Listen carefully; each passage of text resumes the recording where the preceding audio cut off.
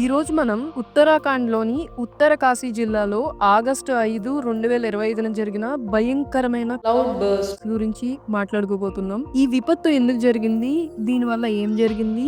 దీని నుండి మనం ఏం నేర్చుకోవచ్చు? వివరంగా మాట్లాడుకుందాం రండి. ఫస్ట్ ఉత్తరకాశీలో ఏం జరిగిందో చూద్దాం. ఆగస్టు 5, 2025న ఉత్తరకాశీ జిల్లాలో హర్సిల్ సమీపంలో దరాలి గ్రామంలో భారీ క్లౌడ్ బర్స్ట్ సంభవించింది. మధ్యాహ్నం 1:40 సమయంలో ఈ విపత్తు సంభవించింది. ఒక్కసారిగా భారీ వర్షం కురిసింది. దీనితో కీర్ గంగా నది ఉప్పొంగి భయంకరమైన వరదలు మరియు కొండ చర్యలు వచ్చాయి. ఇళ్లు, హోటల్స్, దుకాణాలు, రోడ్లు పూర్తిగా ధ్వంసమయ్యాయి. దాదాపు 5 మంది మరణించారని, 50 మందికి పైగా గల్లంతయ్యారని అధికారులు తెలిపారు. వీరిలో 8 నుంచి 10 మంది భారత సైనికులు కూడా ఉన్నారు. అలాగే 28 మంది పర్యాటకులు, చాలా మంది కేరళ నుండి వచ్చిన వారు గల్లంతయ్యారు. ప్రస్తుతం రక్షణ కార్యకలాపాలు జరుగుతున్నాయి. భారత సైన్యం, ఎన్డీఆర్ఎఫ్, ఎస్డీఆర్ఎఫ్, ఐటీబీపీ మరియు స్థానిక అధికారులు రాత్రింబవళ్లు కష్టపడుతున్నారు. ఇప్పటి వరకు 190 మందికి పైగా రక్షించారు. కానీ నిరంతర వర్షం మరియు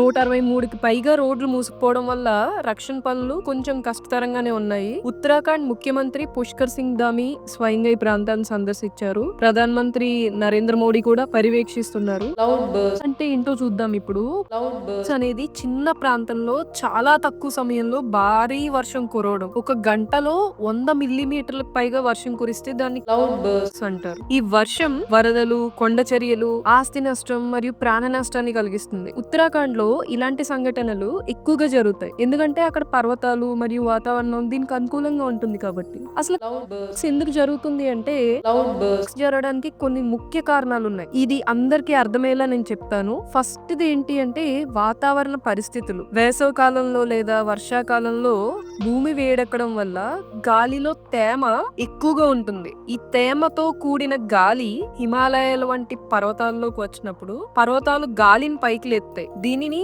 ఓరోగ్రాఫిక్ లిఫ్ట్ అంటారు. ఈ గాలి చల్లబడి దట్టమైన క్యుములో నింబాస్ మేఘాలను ఏర్పరుస్తుంది. సముద్రం లేదా ఇతర జలాశయాల నుండి వచ్చే తేమతో కూడిన గాలి ముఖ్యంగా ఋతుపవనాల సమయంలో ఈ మేఘాల్లో చేరుతుంది. ఈ మేఘాలు చాలా నీటిని పట్టుకోలేక ఒక్కసారిగా భారీగా వర్షం కురిపిస్తాయి. ఉత్తరాఖండ్ వంటి హిమాలయ ప్రాంతాల్లో పర్వతాలు గాలిని ఒక చోట చేర్చి మేఘాలు ఒక చిన్న ప్రాంతంలో భారీ వర్షాన్ని కురిపిస్తాయి. ఈ కారణంగానే క్లౌడ్ బర్స్ట్స్ ఒక చిన్న గ్రామంలోనే ఎక్కువ ప్రభావం చూపిస్తాయి. గ్లోబల్ వార్మింగ్ వల్ల వాతావరణంలో మార్పులు వస్తున్నాయి. ఎక్కువ తేమ, అసాధారణ వేడి మరియు అనియత వాతావరణం క్లౌడ్ బర్స్ట్స్ లో సంఖ్యను పెంచుతోంది. సో వీటి ప్రభావాలు ఎలా ఉంటాయి అంటే, ఈ క్లౌడ్ బర్స్ట్ వల్ల ఉత్తరకాశీలో భారీ నష్టం జరిగింది. ఇళ్లన్నీ కొట్టుకుపోయాయి, రోడ్లన్నీ ధ్వంసమయ్యాయి, అనేక మంది తమ కుటుంబ సభ్యులను కోల్పోయారు. పర్యాటకులు, సైనికులు గల్లంతు కావడం దేశవ్యాప్తంగా ఆందోళన కలిగించింది. వర్షాకాలంలో హిమాలయ ప్రాంతాల్లో ప్రయాణం చేసేవారు జాగ్రత్తగా ఉండాలని ఈ సంఘటన మనకు గుర్తు చేస్తుంది. ఏం చెయ్యాలి?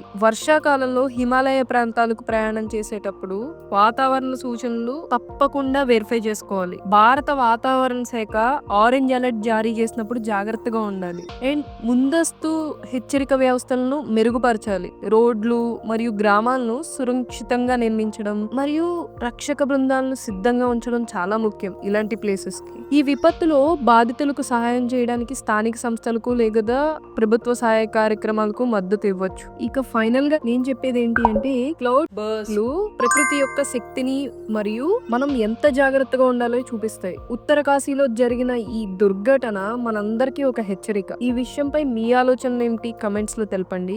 ఈ సమాచారం ఉపయోగకరంగా ఉంటే లైక్ చేసి షేర్ చేయండి మరియు మన ఛానల్ ని సబ్స్క్రైబ్ చేయండి. తదుపరి వీడియోలో మరొక ఆసక్తికరమైన అంశంతో మళ్ళీ కలుద్దాం.